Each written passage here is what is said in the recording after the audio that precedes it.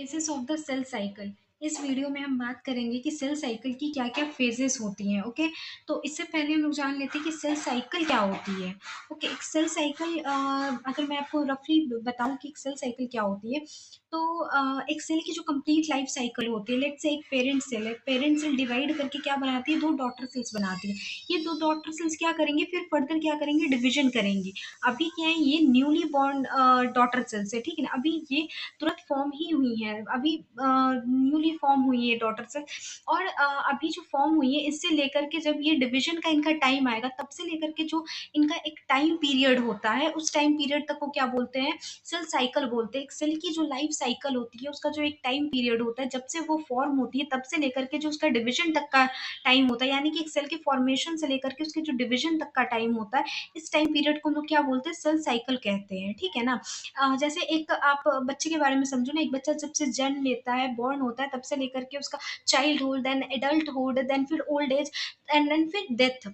तो एक बॉर्न से लेकर के डेथ तक का जो टाइम पीरियड है, उसे क्या बोलते हैं, लाइफ साइकिल बोला जाता है। तो उसी सिमिलरली जो एक सेल होती है, जब से फॉर्म होती है तब से लेकर के जो वो एक डिवीजन करती है, उस टाइम तक के उस होल टाइम को क्या बोला जाता है, उस होल साइकिल को क्या बोलते हैं, सेल साइकिल बोलते हैं।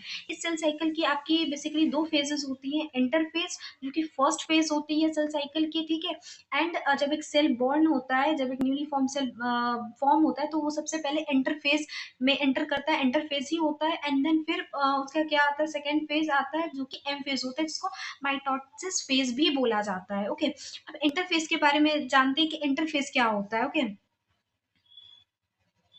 इंटरफेस के बारे में देखें तो इंटरफेस क्या होता है, बेसिकली इंटरफेस को हम लोग रेस्टिंग फेज भी बोला जाता है। अब इसे रेस्टिंग फेज क्या बोला जाता है, रेस्टिंग फेज इंटरफेस को इसलिए बोला जाता है क्योंकि इसमें आपकी डिवीजन रिलेटेड कोई भी एक्टिविटी नहीं देखी जाती है, ठीक है ना। In comparison to M phase, interphase को रेस्टिंग फेज बोला जाता है। क्योंकि आप एम फेज की अगर बात करोगे, तो एम फेज में क्लियरली आपको विजिबल होता है कि जो आपकी एक सेल होती है, वो कंप्लीटली डिवाइड कर रही होती है, डिवीजन हो रहा होता है, और वो दो सेल्स में बट रही होती है, ठीक है ना, ब्रेक हो रही होती है। लेकिन इंटरफेज में ऐसा कोई भी सीन आपको देखने को नहीं मिलता। इंटरफेज में जैसी सेल रहती है, मतलब कि वो डिवीजन रिलेटेड कोई भी एक्टिविटी आप बोलो तो उस सेल में नहीं देखने को मिलती है, ठीक है ना। इसलिए इंटरफेज को क्या बोला जाता है, रेस्टिंग फेज। ओके, ऐसा नहीं है कि इंटरफेज में अगर रेस्टिंग फेज बोल रहे हैं तो इसमें सेल एकदम रेस्ट में होती है, कोई भी मतलब काम वगैरह नहीं कर रही होती, नहीं। सेल जो रहती है, एक सेल जो रहती है, सबसे ज्यादा हाईली मेटाबॉलिकली एक्टिव, अगर मैं बात करूँ तो इसी फेज में रहती है। यहाँ पे एक पॉइंट भी मेंशन किया हुआ है, देखिए, सेल हाईली मेटाबॉलिकली एक्टिव जो रहती है, वो इसी फेज में रहती है। क्यों, इसलिए रहती है क्योंकि इसके बाद, इंटरफेज के बाद कौन सा फेज आपका आने वाला है, एम फेज आने वाला है। और एम फेज में एक्चुअल सेल डिवीजन होने वाला है। तो सेल डिवीजन जो है, वो सेल ऐसे ही तो नहीं ना कर लेगी, उसके लिए पहले सेल को प्रिपेयर होना पड़ेगा। तो एक जो सेल प्रिपेयर होती है, उसकी प्रिपरेशन का जितना भी काम होता है, सब काम इंटरफेज में ही होता है। तो इंटरफेज में जब सेल एक अपने आप को वैसे प्रिपेयर कर रही होती है, तो वो रेस्ट पे कैसे हो सकती है। ओके, तो सेल जो रहती है इस फेज में हाईली मेटाबॉलिकली एक्टिव रहती है। रेस्टिंग फेज उसको बस इसलिए बोला जाता है क्योंकि एग्जाम्पल भी दिया हुआ है आपके एनसीईआरटी की बुक में, ह्यूमन सेल का बताया गया है कि एक देखो, सारी सेल्स जो रहती है, सभी सेल्स की डिवीजन टाइमिंग अलग अलग होती है, ठीक है ना। ये सेल टू सेल भी वेरी करती है, cell type to cell type भी वेरी करती है, और ऑर्गेनिज्म टू ऑर्गेनिज्म भी वेरी करती है। ओके, ह्यूमन सेल की अगर बात करूँ तो वो 24 आवर्स में डिवाइड करती है। ओके, अब उस 24 आवर्स में से 95% जो टाइम रहता है, एक सेल जो रहती है, 95% किस में रहती है, इंटरफेज में ही रहती है। ओके, सिर्फ 5% जो टाइम रहता है, उसमें सेल डिवीजन की एक्टिविटी जो रहती है, वो देखी जाती है। यानी कि सिर्फ 1 घंटे में जो एक सेल रहता है, वो एम फेज में रहता है 1 घंटे के लिए सिर्फ। ओके, सिर्फ 1 घंटे में उसका डिवीजन जो रहता है, एम फेज उसका कंप्लीट हो जाता है एक सेल का। इंटरफेज में आप फर्दर फेजेस आते हैं। कौन कौन से फेज आते हैं, G1 फेज होता है, एस फेज होती है, एस फेज होती है, और कौन सी फेज होती है, G2 फेज होती है। ओके, तो चलिए इन सब के बारे में भी जान लेते हैं कि ये सब भी क्या क्या होती है। अब सबसे पहले G1 फेज की बात करते हैं। तो जो G1 फेज होते हैं, उसे क्या बोला जाता है, गैप वन फेज भी बोला जाता है। गैप वन क्यों बोला जाता है, क्योंकि ये गैप होता है phase between mitosis and initiation of DNA replication. Okay, जब से मतलब कि आप एक सेल समझो कि एक सेल जब से न्यूली फॉर्म हुआ है, तब से लेकर जब अभी अपना डीएनए वो रेप्लिकेट करेगा, ठीक है ना, डीएनए रेप्लिकेट रेप्लिकेट करेगा, तब से लेकर के अभी डीएनए रेप्लिकेशन नहीं हुआ है। ओके, अभी डीएनए रेप्लिकेशन अभी सेल का नहीं हुआ है, तब से लेकर के जब तक ये डीएनए रेप्लिकेशन के टाइम पीरियड को क्या बोलते हैं, इस गैप को जो रहता है उस गैप को क्या बोला जाता है, जीवन फेज बोला जाता है। ओके, इसमें क्या करती है, इसमें सेल जो रहती है इसमें सेल ग्रोथ होता है, सेल ग्रोथ होता है। सेल ग्रोथ किस में बोला जाता है, तो सेल ग्रोथ जो रहता है, सेल का साइटोप्लाज्मिक कंटेंट इंक्रीज होता है। ठीक है ना, सेल का अगर बात करूं तो सेल ग्रोथ कैसे होगा, सेल ग्रोथ होगा सेल का जब साइटोप्लाज्मिक कंटेंट है वो इंक्रीज होता है। ठीक है, मोस्ट सेल ऑर्गेनेल्स जो रहते हैं वो इसी फेज में डुप्लीकेट करते हैं। आपके बहुत सारे प्रोटीन एंड एंजाइम्स इस फेज में सिंथेसाइज होते हैं। प्रोटीन्स और एंजाइम्स, अब आप बोलोगे क्यों सिंथेसाइज हो रहे हैं, तो भाई इसके आगे कौन सा फेज आने वाला है, एस फेज आने वाला है, जिस फेज में डीएनए की सिंथेसिस होती है। अब डीएनए की सिंथेसिस में बहुत सारे एंजाइम्स प्रोटीन्स की रिक्वायरमेंट होती है, तो अब वो तो पहले मतलब अब उस फेज में एंटर करने से पहले ही ना सेल मतलब कि सारी चीजें प्रिपेयर कर लेगा, है ना। तो उस फेज में चूंकि डीएनए के रेप्लिकेशन होना है, तो इसलिए जितनी भी प्रोटीन्स एंजाइम्स की उस टाइम में रिक्वायरमेंट होगी, सेल जो है वो सारी प्रोटीन्स एंजाइम्स अभी ही बना लेता है जीवन फेज में। ठीक है, फॉर डीएनए रेप्लिकेशन। ओके, इसमें बहुत सारे चेक पॉइंट कंट्रोल्स भी होते हैं। अब चेक पॉइंट कंट्रोल क्या होता है, देखो एक सेल क्या करता है, एक सेल जब एक सेल साइकिल में एंटर करता है, मान लो ये सेल है वो मतलब कि डिवाइड कर गया, वो अभी किस में है, जीवन फेज में। तो अब ये फर्दर एस फेज में जाएगा या नहीं जाएगा, इसके लिए बहुत सारे चेक पॉइंट्स इसमें होते हैं। अगर जीवन एस चेक पॉइंट होता है, एक जीवन एस चेक पॉइंट होता है, ठीक है ना, चेक पॉइंट होता है। अगर इस पॉइंट को सेल क्रॉस कर लेता है तो वो सेल किस में चला जाता है, एस फेज में चला जाता है। ओके, अगर सेल इस पॉइंट को क्रॉस नहीं करता है,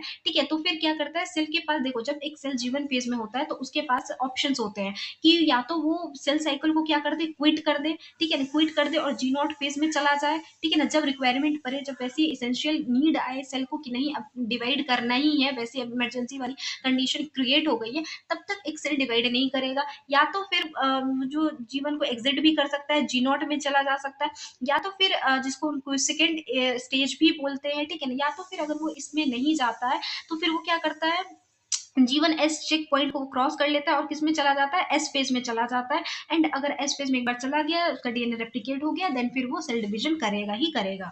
ओके, चलिए तो अब जानते हैं एस फेज क्या होता है। एस फेज की अगर हम बात करते हैं तो जो आपका एस फेज होता है उसमें क्या होता है, डीएनए रेप्लिकेशन होता है इस फेज में। ठीक है, डीएनए रेप्लिकेशन आपका कहाँ होता है, न्यूक्लियस में होता है। इसमें हिस्टोन प्रोटीन जो रहते हैं वो सिंथेसाइज होते हैं पैकेजिंग के लिए। ओके, ठीक है, अमाउंट ऑफ, अब देखो एस फेज में क्या होता है, डीएनए रेप्लिकेशन हो रहा है, तो डीएनए रेप्लिकेशन होता है तो अमाउंट ऑफ डीएनए जो रहता है ना वही डबल होता है। ठीक है ना, पर सेल यहाँ पे बोला गया, पर सेल का मतलब है जो जो सेल जो रहते हैं आपकी सेल डिवीजन कर रहे हैं उनमें। ओके, तो यहाँ पे एक सेल की अगर हम बात करेंगे तो उसी सेल को लेकर के कंसिडर करिए आपकी अमाउंट ऑफ डीएनए जो रहता है वो क्या होता है, डबल होता है। अगर स्टार्टिंग में 2C है तो 4C हो जाएगी आपकी अमाउंट। ठीक है, but number of chromosomes increase नहीं होते। एक स्पीशीज में जितने नंबर ऑफ क्रोमोसोम्स रहते हैं उतने ही number of chromosomes after DNA replication के बाद ही रहते हैं, क्योंकि नंबर ऑफ क्रोमोसोम्स आप कैसे काउंट करते हो, लेट्स से आपका क्रोमोसोम है तो यहाँ पे क्या होता है, सेंट्रोमेयर होता है। ओके, अब आफ्टर डुप्लीकेशन क्या हो जाएंगी, यहाँ पे आप देखोगे कि दो क्रोमेटिड्स आ जाएंगी। यहाँ पे सिंगल क्रोमेटिड है, यहाँ पे आपकी क्या है, यहाँ पे आपकी सिंगल क्रोमेटिड है, यहाँ पे आपकी क्या है, डबल क्रोमेटिड है। ठीक है ना, डबल आप बोल सकते हो, यानी कि यहाँ पे दो सिस्टर क्रोमेटिड्स है, लेकिन यहाँ पे एक ही क्या है आपकी, एक ही यहाँ पे सेंट्रोमेयर है। ठीक है, यहाँ पे आपकी एक ही सेंट्रोमेयर है और यहाँ पे भी आपकी एक ही सेंट्रोमेयर है, यहाँ पे भी आपकी क्या है, एक ही सेंट्रोमेयर है। तो नंबर ऑफ सेंट्रोमेयर जितने रहेंगे नंबर ऑफ क्रोमोसोम्स आपकी उतनी ही होती है। ओके, तो सेंट्रोमेयर क्योंकि यहाँ पे एक ही है तो यहाँ पे भले ही क्रोमेटिड दो हो गई हो, लेकिन आपका यहाँ पे जो नंबर है क्रोमोसोम्स का वो सेम ही, यहाँ पे भी एक है और यहाँ पे भी एक ही है। ओके, उसके बाद यहाँ पे और क्या क्या होता है कि सेंट्रियोल डुप्लीकेशन होता है, सेंट्रियोल का भी डुप्लीकेशन होता है, लेकिन वो कहाँ पे होता है, आपका साइटोप्लाज्म में होता है। ओके, अब लास्ट फेज की बात करते हैं, इंटरफेज की, जो कि क्या होता है, गैप 2 फेज होता है, जिसे G2 फेज भी बोलते हैं। इसमें क्या होता है, इसे हम पोस्ट रेप्लिकेशन फेज भी बोलते हैं, क्योंकि ये रेप्लिकेशन आफ्टर डीएनए रेप्लिकेशन के बाद आता है। इसमें क्या होता है, ट्यूबुलिन प्रोटीन्स जो रहती है उनकी सिंथेसिस होती है।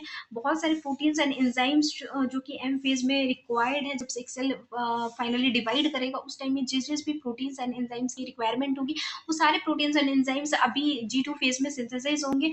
और कुछ ऑर्गेनल, क्योंकि हमने देखा था जैसे most of the cell organelles आपके कहाँ डिवाइड हो रहे थे, सॉरी कहाँ रेप्लिकेट हो रहे थे, G1 फेज में रेप्लिकेट हो रहे थे। बट कुछ सेल ऑर्गेनल्स जो रहते हैं वो आपके G2 फेज में रेप्लिकेट होते हैं। वो कौन कौन से रहते हैं? माइटोकॉन्ड्रिया, गोल्गी बॉडी एंड क्रोलोप्लास्ट जो रहते हैं वो आपके G2 फेज में क्या होते हैं? डुप्लीकेट होते हैं। ओके, अब हमने एक मतलब एनसीईआरटी की एक डायग्राम देखी थी। अगर मैं इस डायग्राम की बात करूं तो यहाँ पे वो डायग्राम है।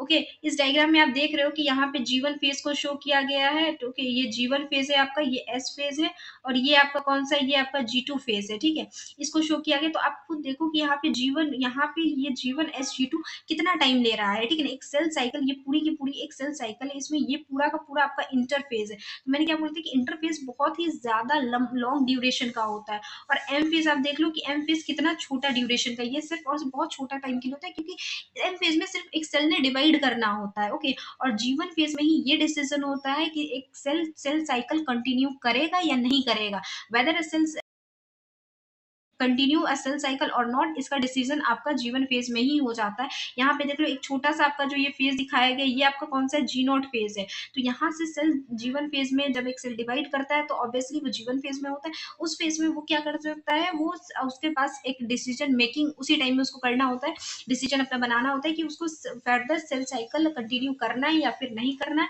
कि उसको जीवन जी नॉट फेज में जाना है और सेल साइकिल को एग्जिट करना है। तो यहाँ पे जो आप देख रहे हो, सेल साइकिल को उसने क्या किया है? यहाँ पे एग्जिट किया है। ओके, और यहाँ पे अगर वो सेल साइकिल नहीं एग्जिट करेगा तो वो एस फेज में आ जाएगा, फर्दर वो कंटिन्यू करेगा।